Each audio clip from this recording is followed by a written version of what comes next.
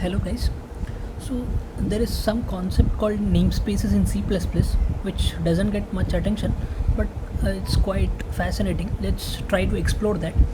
Let's try to write a simple C++ program which prints hello world. As include IO stream using namespace standard int main and cout. Let's print hello. Okay, and let's put a handle and return 0. Let's try to run and compile and run this program. It is printing hello. So everyone must have heard that first statement is basically including a header file, iostream.h file. If you put the angular brackets, you can remove this .h. So we are telling hash, it's nothing but a pre-processing directive. So we are telling you first try to include the statement which has so many definitions which we'll be using at the later point of time, and which the compiler does. It will first include all the definitions. It basically imports this header file, and so that we can use these functions cout, endl, whose definition is already implemented in the header. But have you ever wondered what is the use of this statement using namespace std? So let's try to explore that. So there is some concept called namespaces in C++. So we can also create our own namespace. Let's try to create one. It is like this. You use the keyword namespace and whatever the name you want to give to your namespace. Let's say A. Our namespace name is A, and inside this you can declare variables, you can declare functions. So let's try to declare one function. Let's call the function display.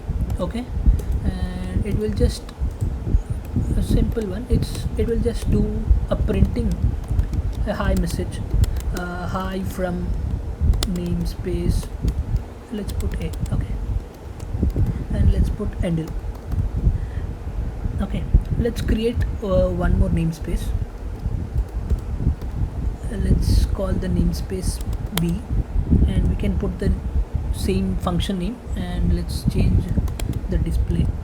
And so how do we use the functions which are defined inside this namespace? So this is how we can access them. So you first specify the name of the namespace you're addressing to, and inside that, to access the functions or variables inside that namespace, you put double colons and call the function, right? And similarly for namespace B, call the display function.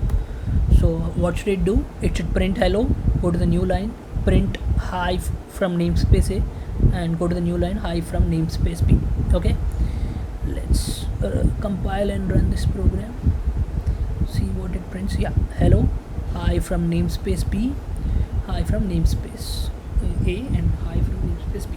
Okay, so what is actually happening is this cout function, endl function, cin function, whatever we generally use in main in the programming, all these function implementations are inside this header, right? Inside this header, they are under a namespace called standard. Okay, so for the compiler to understand that inside the iostream.h header, under the namespace called standard, there is a function called cout.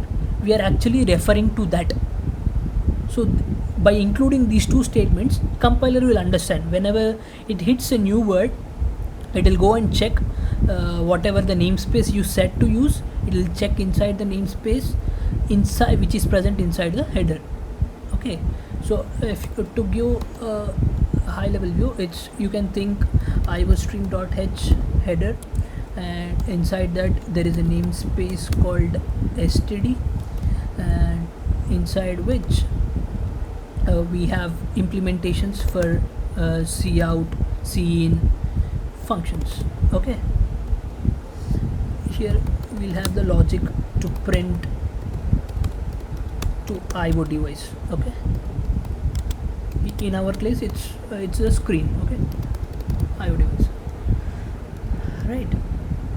So but the normal way of accessing any method or a variable which is inside a namespace is you specify the name of the namespace and put access control and you call the function, but we are not doing that.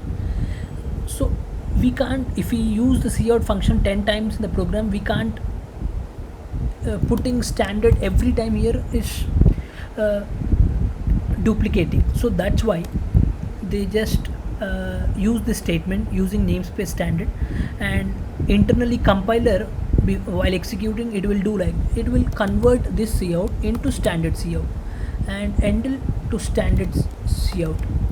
Okay, so if you want to use directly, we can also use this way as well. Wherever cout and endl is there, you just have to replace endl with standard colon colon endl, standard colon colon cout standard. Now you can comfortably remove this statement and it should work. Yes, so it's working, right?